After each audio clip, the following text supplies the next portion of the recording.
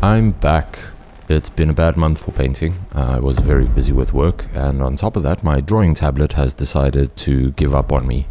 At least now I've figured out how I can still use it. It's a standalone device called the Mobile Studio Pro. I absolutely love it, and Wacom, in all their wisdom, decided not to carry on making a new model of it, which sucks, because really it's perfect for me. But eventually their batteries died, and that meant some of my files got corrupted because I didn't realize what this was. So I would normally plug it in, paint, and then while it's kind of saving and shutting down or whatever, I'd disconnect the power, put it on the side, and carry on with my other work. And this doesn't work so well when the battery doesn't work anymore. But anyway, today we are painting the male protagonist of my story. So originally he was incredibly bland. When I first wrote the story back in college, it was set in modern day Japan, and he was essentially just a stealth assassin guy. And then when I decided to make it more of a period piece and a bit more fantasy, he became a bit of a demon hunter, and I was a bit lost with what exactly to make him. In terms of how he slots in culturally, was he a traveling monk? Was he some Ronin? Was he just a ninja? But then I did a lot of paintings that were really, really bland. And this made me stop and say, whoa, I need to do a bit more research. I need to find something to root him in. And I stumbled upon the Matagi, I believe it's called, which are these nomadic people who hunt bears and live on mountains and pray to the goddess of the mountain, and they sort of have this incredible reverence for nature, have a very basic existence. And I thought, wow, that's literally what my character is, because I'd already had all of those beats in terms of how he is as a sort of very stoic, very respectful, yet he does this very dirty job kind of guy.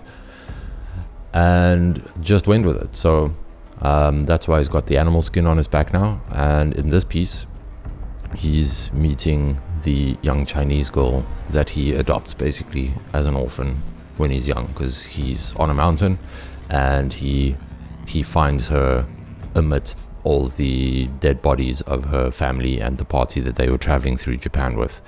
And there's obviously the suggestion in the story that maybe he killed her parents or family, maybe not. And I haven't decided yet how deep I want to go into what really happened, but it will probably play a part towards kind of the end of Act 2. And so yeah, I needed to know that this look for him works, and I wanted to conceptualize this little piece where he finds her and they do their first meet. And as you can see, he was walking away and then she came after him, and as it goes, the hard man's heart melted a little bit and he decided to take her in.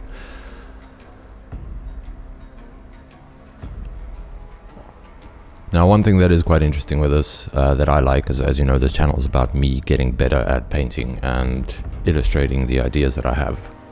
One thing I tried with this, and I'm happy that I tried it, and I might try and pursue it a little bit more in the future, is getting a bit more texture in my image. And you'll see this specifically with how I did the sort of reflective shadows of the frozen surface underneath them.